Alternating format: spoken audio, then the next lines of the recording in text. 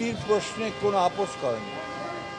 গণতন্ত্রে অটল বিশ্বাসী একজন মানুষ, বাংলাদেশের স্বাধীনতা সার্বভৌমত্বে বিশ্বাসী একজন রাজনৈতিক নেতা, যাকে সত্যিকার অর্থেই আমরা একজন বিশিষ্ট দেশপ্রেমিক রাজনৈতিক নেতাকে হারালাম। আমি ব্যক্তিগতভাবে হারিয়েছি আমার একজন অত্যন্ত সুহৃদকে, আমার ঘনিষ্ঠ বন্ধুকে, এবং জাতির তার চলে যাওয়াতে যে ক্ষতি হয়েছে এই ক্ষতি সহজে পূরণ হবার নয়।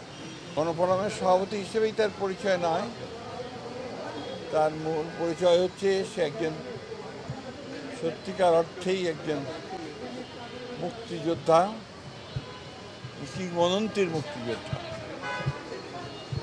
পুরো 70-এর দশক জুড়ে তিনি স্বাধীনতা সংগ্রাম করেছেন, পরবর্তীকালে স্বাধীনতা যুদ্ধ করেছেন, প্রত্যক্ষভাবে যুদ্ধ করেছেন।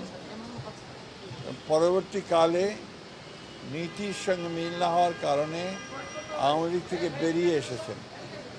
তারপরে আর কোনো কম্প্রোমাইজ করেননি এবং শেষ মুহূর্ত পর্যন্ত তিনি এখন তো একটা রাজনীতিতে এই ধরনের মানুষের খুব বেশি প্রয়োজন ছিল। তার চলে যাওয়া আমাদের সকলের জন্য অত্যন্ত দুঃখের, কষ্টের। তার আত্মার মাগফিরাত কামনা করছি।